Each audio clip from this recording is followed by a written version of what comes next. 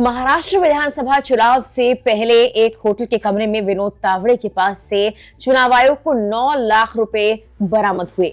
इस बार कुल मिलाकर चुनाव आयोग ने महाराष्ट्र और झारखंड से 858 करोड़ की संपत्ति और नकदी जब्त की है।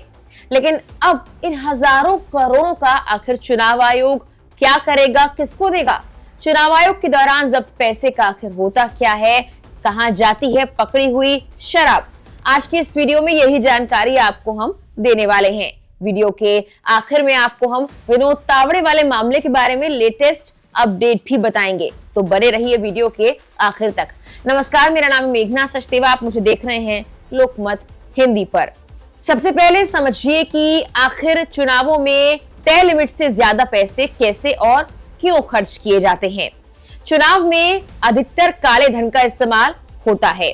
आयोग ने चुनाव लड़ने के लिए पैसे खर्च करने की जो लिमिट तय की है, ज्यादातर प्रत्याशी उसे कई गुना ज्यादा खर्च करते हैं। काले धन का चुनाव के इन कामों में इस्तेमाल किया जाता है जिसका कोई हिसाब नहीं दिया जाता।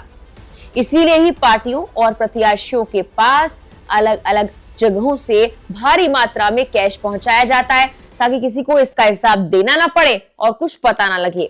चुनावों को संचालित करने वाले जन प्रतिनिधित्व कानून के मुताबिक धन बल के जरिए चुनावों को प्रभावित करना गैर कानूनी है। ये कानून ये कहता है कि 10 लाख से ज्यादा का कैश अगर मिलता है तो उसे चुनाव आयोग जब्त कर लेगा, उसे आयकर विभाग को सौंप दिया जाता है। पुलिस जिस व्यक्ति से कैश जब्त करती है वो बाद में इसके लिए क्लेम भी कर सकता है।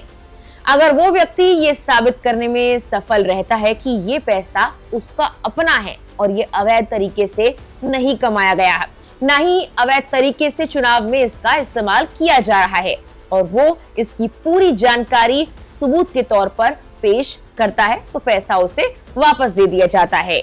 सबूत के लिए आपके पास एटीएम ट्रांजैक्शन, बैंक की रसीद और पासबुक में एंट्री होनी जरूरी है। अगर जब्त किए गए पैसे पर कोई दावा नहीं करता है तो वो सरकारी खजाने में जमा करा दिया जाता है। चुनाव के दौरान कैश के अलावा भारी मात्रा में शराब भी जब्त की जाती है। हर बार चुनावों में देखा जाता है कि बड़ी मात्रा में शराब मतदाताओं को लुभाने के लिए काम आती है। अगर ये शराब कानूनी तरीके से ले जाई जा रही है तो उसे छोड़ दिया जाता है, लेकिन बिना कागजों के ले जाए जाने पर उसे जब्त कर लिया जाता है। चुनाव के दौरान मिली शराब को पहले तो एक जगह पर जमा किया जाता है और बाद में चुनावों के बाद उसे एक साथ ही नष्ट कर दिया जाता है। अब बात करते हैं विनोद तावड़े की, जो कि भाजपा राष्ट्रीय महासचिव हैं, विवादों में हैं। हालिया विवाद तब हुआ जब विनोद तावड़े मुंबई के विरार इलाके में एक होटल पहुंचे। विनोद तावड़े का ये कहना है कि वो पार्टी नेताओं के साथ चुनाव को लेकर बैठक कर रहे थे, जबकि विपक्ष का ये आरोप है कि विनोद तावड़े होटल में लोगों को बुलाकर पैसे बांट रहे थे।